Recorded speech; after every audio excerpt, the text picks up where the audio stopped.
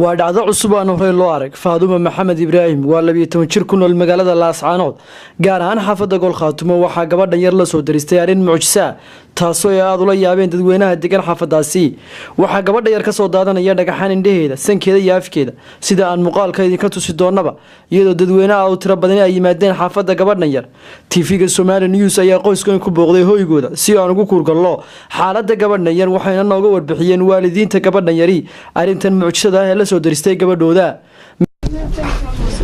bismillaahir rahmaanir rahiim waxaan la joognaa Faadumo Maxamed Ibraahim waa gabadh yar oo 12 jira runtii sida ay hooyadeed nooga warbixin doonto waxa gabadh yar la kulmay arrin mucjiso ah oo sida ay noo sheegeen ehelleedu waxa ka soo daadanaya indhaha iyo sanka iyo afka dhagaxaan aad waaweyn marka hore gabadha ayadeed ba halkan fadhida bal waxaan ka wareysanaynaa xanuunkan iyo goorta uu bilaamay intii ka dambeysana waxa mucjisadaas waa soo kordhis afka dhagaha sanka inta waa ka soo daadanayay waxa aad arkaysaan wax la qaaday oo la koobiba karin oo jaygaas meedhana ayaa ka soconayay waxay la qaysaan ma jirto xanuunkan gabadha goorma ku bilaamay goorma ku aragtay adigu mudday xanuunayeen jirto jimciga waxaan bilaamay dhagaxan labada dhigood labada indhood sanka afka waqtigaas uu bilaabay ka maxliye gaara mise waa waqti walba waa waqti walba waa soconay inta waa ka soo daraya inta waa soo kordhaya soo badanay bal dhagaxantan waxaan soo jirin ciyalka naga dira dhagaxanta waa tan afka soo dhacay ha waxa soo daan tirkoob lahayd ilaa saaka dadku waa qaaday haddana wali baa loo diray qayb kan mugisaadan wali loo qadiray gabadhu iyadu waxaanuna dhamma qaaday waxaanuna may dareemaysaa mise waa iska ma yaadigu kayle male wax kayle mala waa waxa iska dhacay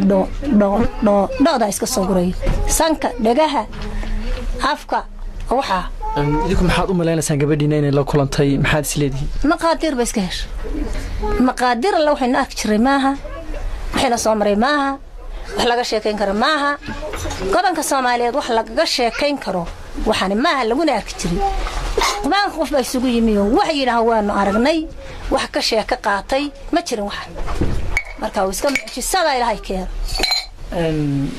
gabadha hooyadeed baa dhinaceeda fadhida magacaaga magacayga Caasha Maxamuud baa la dhahaa Caasha bal nooga warbixi xanuunka gabadhaada iyo goortu ku bilaamay iyo xaalku sidoo yahay inta marka hore waxa xanuun indhaha isbuuciyo ka hor marka xanuunayna dhakhtar xasaas la geeyo waxba kuma yaraynin maalinkii jimcaha galinkeedii dambe markay ahayd baa indhii waxa ka yimi quruur ishan sokay bidixda dulka bidixdana waa ku xigay isha kalena way ku xigtay ka bacdi waxa ku xigay labada dhigood oo saaka markii waagu bariye bilaamay labada dhigood way joogsameen xilligii ahayd labadii iyo barkiina waxa bilaamay afka marka waxa ka imanay dhagaxan aad u waaweyn oo aad u farabadan oo mucjisooyin hadda waa fiican tahay dhagaxantii cabaarkan way ka joogaan waxna ma cunayso biyo haday ka bato ma laqayso way soo celinaysaa halka ma dhaafayaan dhuunta waxaan waa dareemaysaa ma jiro nabarka dhagaxaas markuu soo jiro bay dee qof jindana satay oo qandoonaysa waxaas haduu soo dhaafana xanuun ma dareemayso wax dhaqaatiir aad u badhiteen ilaaminka dhaqaatiirka indhaha waan u geynay waxba naga may oranin mid ka mid ah culimada gabadhan soo booqatay ayaa nooga sheekeeyay waxa uu indhihiisa ku arkay isagoona aad arintaas ula fajacay dhagaxaas gabadha ka soo daadanay waa u nimi anagoo quraanka saarayna oo ugu soo kacnay inaan quraanka saaro oo dadkiina rumaysan weynay dhagaxa inta laaleegay soo dhacaya indhihiina ma ku aragtay ma garateen marka waxa weeye dhagixii halkaas uu ka yimi ma garataata bartaas uu ka soo bilaabmay dhagixii markuu halka ka soo bilaabmay wuu soo socday halkaas uu istaagay mar halka markuu marayay baanu farta saaray ma garataa aanu bar horta waxa kan wixii tabadna niba ila socdo waxani warbal dhagaxa qabo dhagaxii markaan soo aragnay ishaasu ka soo dhacay bidix dhagaxi ma garatay waa anagoo yaabo ma tilmaansaday hadda ma garatay quraankii baanu saaray diintii baanu saaray hadii ay iidankii direeyahay waxa waa garan weynay ma garataa waa mucjiso Ilaahay xaqiisa ka keenay hadda ma مختار عبد الجامع Somali News TV Laascaanood